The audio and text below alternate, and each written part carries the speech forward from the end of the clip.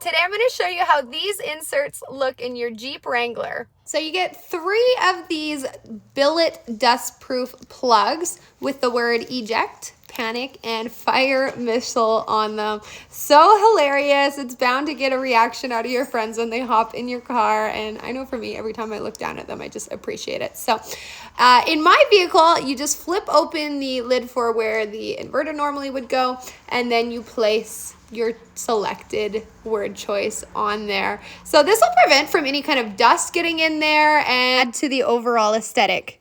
We looked at it in a Rubicon. I'm going to show how it looks in a Jeep Sahara.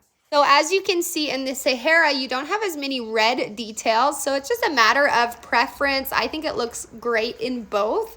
The red really pops so in the Rubicon when you've got kind of an accent piece that matches, whereas in here you get just like one bang pop with no kind of accent colors. To touch on the durability of these as well. It's an anodized billet aluminum, so they're not going to chip or break, as well as the compatibility of it. It is a universal fitment, so should work for all cars and boats because it is just that standard 12-volt accessory. That's a pretty thorough look at how they look in my Jeeps. I think they are so fun. Check them out.